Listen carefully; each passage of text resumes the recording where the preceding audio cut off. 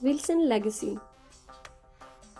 یہ ناول جب میں نے پڑھنا شروع کیا تو مجھے لگا کہ یہ ایک ڈراؤنی سی کہانی ہے جو مجھے نفسیاتی طور پر ٹارچر کرے گی، کہ اس کہانی میں ڈراؤنے خوابوں کی بات تھی جو ایک دہائی سے زیادہ میرے ساتھ چپکے رہے تھے، اور اللہ اللہ کر کے ان سے جان چھوٹی. پھر اسی کہانی میں غیر ماورائی قوتوں کا ذکر تھا، جسے حقیقت ماننے کے لیے آپ کا ان قوتوں کو حقیقی تسلیم کرنے کا یقین پختہ ہونا چاہیے. یقیناً بلیورز ہی کر سکتے ہیں. مگر جیسے جیسے میں اس ناول کو پڑھتی گئی یہ کہانی مجھے کم ڈراؤنی لگی، یہاں تک کہ میں اسے ہارر فکشن نہیں کہہ سکتی بلکہ یہ محبت کی ایک داستان ہے.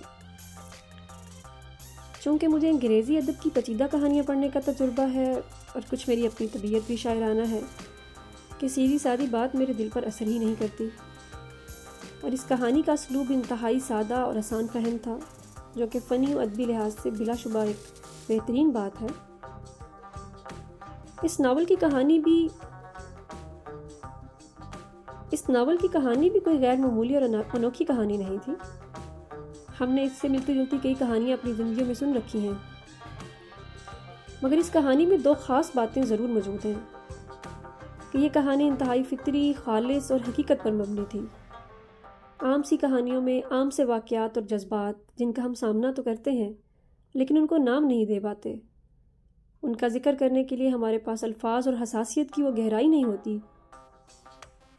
مصنفہ نے ان تمام واقعات اور جذبات کو بہت دھڑلے سے لکھا ہے جسے پڑھتے ہوئے آپ اس کہانی میں اپنا چہرہ دیکھنے پر مجبور ہو جاتے ہیں.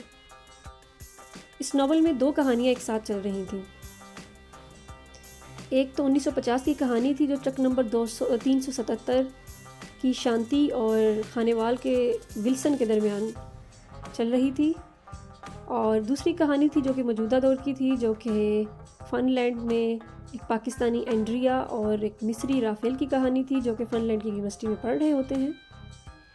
اور ایک سب سے مزیدار ایک دلچسپ کریکٹر تھا ضلع کا، جو کہ غیر ماورائی قوت ہوتی ہے جو دونوں کہانیوں کو آپس میں جوڑتی ہے. اور اس کہانی میں شانتی اور اینڈریا دلچسپ کریکٹرز ہیں. دونوں لڑکیاں بہادر، محبت سے بھری ہوئی اور سادہ انسان ہوتی ہیں.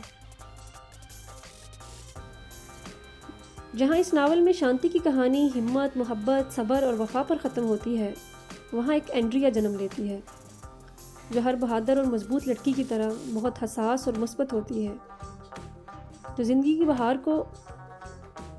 کو بہار کی نظر سے دیکھتی ہے اور پھولوں کے ساتھ موجود کانٹوں کو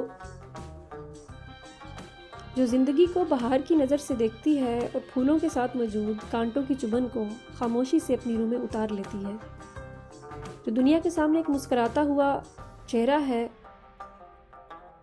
اور ہر مضبوط لڑکی کی طرح اسے بھی یہ نہیں سکھایا گیا کہ رو دینا کمزوری نہیں ہے بلکہ ایک انتہائی بہادری کا کام ہے. اور اس کہانی کا سب سے خوبصورت اور دلیرانہ پہلو یہ ہے کہ فیری ٹیلز کی ہیروئن کی طرح اینڈریا کی محبت میں کوئی لڑکا دیوانہ نہیں ہوتا، بلکہ اینڈریا ایک لڑکے کی محبت میں گرفتار ہوتی ہے اور اپنے جذبات کا اظہار کرنے میں پہل کرتی ہے اور مسترد ہو جاتی ہے.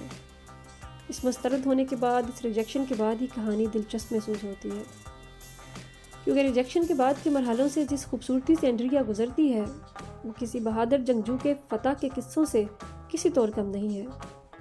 اور اس ناول میں جب وہ اپنے تھراپسٹ سے بات کر رہی ہوتی ہے اور جب اسے بتاتا ہے کہ محبت کرنے کے لیے ہی بنائی گئی ہے، اور اس ناول میں جب وہ اپنے تھراپسٹ سے بات کر رہی ہوتی ہے اور وہ جب اسے بتاتا ہے کہ وہ یعنی اینڈریا محبت کرنے کے لیے ہی بنائی ہے کیونکہ محبت اس کے اندر موجود ہے، یہ گفتگو پڑھ کر روح کو سکون ملتا ہے. چونکہ میں بتا چکی ہوں کہ مجھے یہ کہانی کوئی غیر معمولی کہانی محسوس نہیں ہوئی، مگر اس کے باوجود میں اس کہانی کے کئی موڑوں پر رو دی. اس کہانی میں بظاہر کسی ایسے درد کا ذکر نہیں تھا کہ جسے پڑھتے ہی آنکھوں سے آنسو نکلے، مگر اسے مکمل کرنے کے بعد میرا دل بوجھل سا ہو گیا تھا. میں ٹرین میں اپنی برتھ پہ لیٹے 2 گھنٹوں تک اشک ریزی کرتی رہی. بطور لکھاری مجھے یہ رونا بے سبب نہیں لگا، اینڈ ممکن ہے کہ مصنفہ نے اس کہانی کی تکمیل کو اپنے آنسوؤں سے سینچا ہوگا. لکھنا وہ الوہی کام ہے، وہ ڈیوائن ریالٹی ہے جو پڑھنے والے تک صرف الفاظ کی صورت میں نہیں پہنچتا بلکہ اپنے تمام تر جذبات کے ساتھ اس کے دل پر دستک دیتا ہے۔ لکھنے والے کے قلم میں سچائی اور خلوص شامل ہو تو پڑھنے والا ان جذبات سے مغلوب ہوئے بغیر نہیں رہ سکتا، اور اس معاملے میں مصنفہ کامیاب ٹھہری ہیں۔ دوسری خاص بات مجھے اینڈریا کی کہانی میں یہ نظر آئی کہ کیونکہ اس کہانی کا کوئی انجام ہی نہیں تھا، اس کا کوئی انجام اس ناول میں شامل نہیں ہے۔ محسوس ہوتا ہے کہ اس کہانی نے بھی کئی نئے موڑ لینے ہیں جو ولسن لیگیسی 2 کا موجب بن سکتے ہیں۔ اینڈریا اس کہانی کا وہ کردار ہے جو مسافر ہے اور اس کا سفر ابھی قریب ختم ہوتا نظر نہیں آتا۔ مصنفہ سویزیا راہب کی یہ پہلی کتاب ہے، اور میں بطور قاری و لکھاری اس بات کا اعتراف کروں گی کہ دنیا کے مصنفین کی پہلی کتابوں میں یہ بہترین کتاب ہے۔ فنی اعتبار سے مجھے کہیں کسی غلطی کا شائبہ محسوس نہیں ہوا۔ کتاب شائع کروانے میں جلد بازی اور لاپرواہی کا مظاہرہ بھی کہیں نظر نہیں آیا۔ اس کے ڈرافٹس پر یقیناً محنت کی گئی ہے۔ کہانی کے ابواب کو خوبصورت ٹائٹل دیے گئے ہیں، غیر ضروری تفصیلات سے کہانی کو ذہین نہیں بنایا گیا۔